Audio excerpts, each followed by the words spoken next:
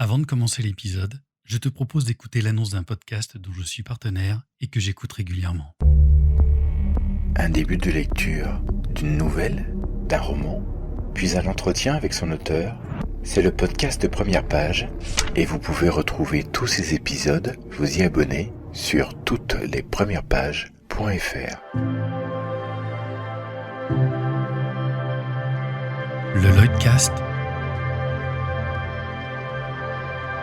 les résonances. Salut la compagnie et bienvenue sur ce nouvel épisode des Résonances 22,1. Alors avant de commencer, comme tu as pu l'entendre, il y a toujours le partenariat avec le podcast Les Premières Pages.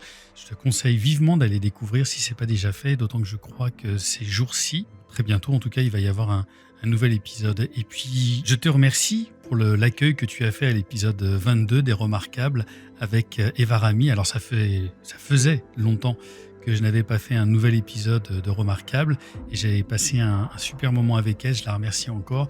Donc n'hésite pas à aller écouter cet épisode. Alors aujourd'hui tu peux le trouver sur YouTube, tu peux le trouver sur Spotify, sur PodCloud, sur Google Podcast et évidemment sur Apple Podcast. Alors si ce n'est pas déjà fait, abonne-toi à l'une de ces plateformes, like, commente, partage, n'hésite pas, moi ça m'aide énormément.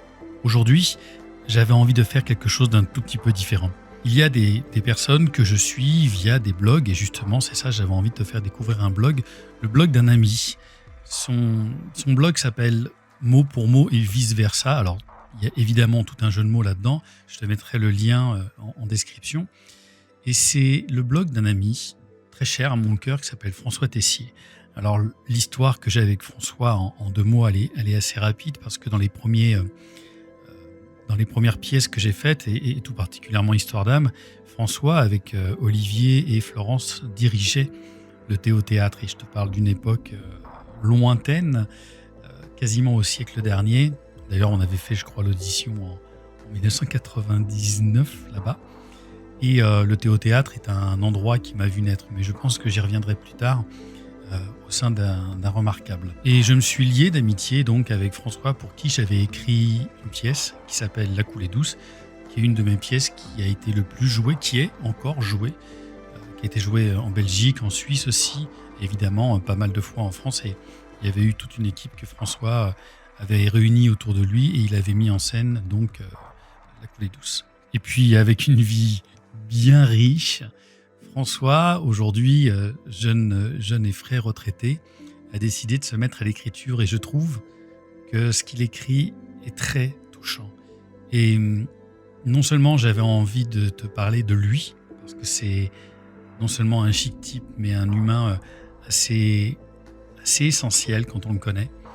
Et j'avais envie, et il m'a donné l'autorisation, de lire un des textes que tu trouveras sur son blog. Et j'avais envie de le partager avec toi. Le texte que je vais te lire s'appelle « Le garçon de la plage ». En cette fin d'été, j'avais décidé de rester dans la bastide familiale au bord de la mer pour prendre le temps de retourner dans la capitale pour travailler. Je regardais ma vie qui n'avait déjà plus d'avenir, cet avenir qui n'était plus qu'une éventuelle certitude. Je ne voulais pourtant pas m'enfermer dans de noires désillusions. Je pensais que de toute façon, un jour, j'aurais à affronter cette mort qu'on m'avait annoncée, programmée pour très vite. Il faisait encore beau et chaud, je ne m'ennuyais pas, je passais toutes mes soirées dans un lieu chaleureux et bruyant dans la ville au bord de la mer. Après avoir parlé et bu, flirté quelquefois, j'allais traîner sur la plage. Je me posais sur le sable, je contemplais la mer, j'écoutais le va-et-vient de l'eau. Le vent souvent me faisait frissonner de plaisir, de fraîcheur, de désir parfois. J'étais redevenu calme et serein, n'attendant rien de l'univers. Je me sentais vivant, un point c'est tout. Pourtant, un soir, un autre vint s'asseoir un peu plus loin et pas très loin aussi. Dans la sombre torpeur de cette nuit de fin d'été, nos regards se portèrent l'un vers l'autre. Ce soir-là, rien ne fut dit. Et lorsque je partis le lendemain matin, l'autre ne m'avait pas suivi. Le lendemain soir, je retournai à la plage, à la même place. L'autre était déjà là, comme s'il n'avait pas quitté le lieu, comme s'il m'attendait. Nos regards se croisèrent, nous échangions des regards faits d'écoute et d'attention, de découverte et de sourire. Je quittai la plage sur le matin, le cœur chargé de silence et d'espoir, attendant déjà la nuit suivante. Cela dura près d'une semaine. J'avais remarqué que l'autre avait mon âge. J'avais détaillé sa taille fine, ses épaules carrées et ses cheveux courts très noirs. J'avais aimé son regard doux. Je ne passais plus les soirées dans le bruit et l'alcool, j'arrivais de plus en plus tôt sur la plage et toujours l'autre était là. Quand un jour, il n'y eut pas d'autre. Peut-être avais-je rêvé, peut-être que cet autre n'avait été qu'une fabrication de mon imaginaire désespéré. J'ai attendu toute la nuit, je ne voulais pas penser que tout cela n'avait été qu'une illusion. Les soirs suivants me revirent au même endroit.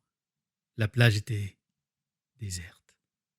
Pourtant, j'aimais revenir, m'installer toujours à la même place et attendre. Les babillages inutiles des garçons de café ne me manquaient pas. Je restais là, je rêvais, je contemplais. Je sentais la vie qui battait en moi, hors de moi. Avait trouvé-je la paix? Et puis, ce fut le dernier soir. Quand j'arrivais, l'autre était assis, contemplant l'horizon. Je me sentais déterminé et fort. Je m'approchais. L'autre se retourna, nos sourires embrasèrent l'univers. Assis l'un près de l'autre, nos mains se rejoignirent. Je venais de retrouver le goût de demain. Voilà.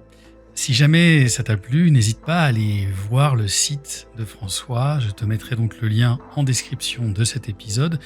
Bien sûr, n'hésite pas aussi à lui laisser un petit commentaire et pourquoi pas à lui dire que tu viens de ma part. En ce qui nous concerne, on se retrouve tout bientôt pour un nouvel épisode. D'ici là, salut la compagnie. Retrouvez le Lloydcast sur Spotify, Apple Podcast, PodCloud et maintenant YouTube. Abonnez-vous et à bientôt.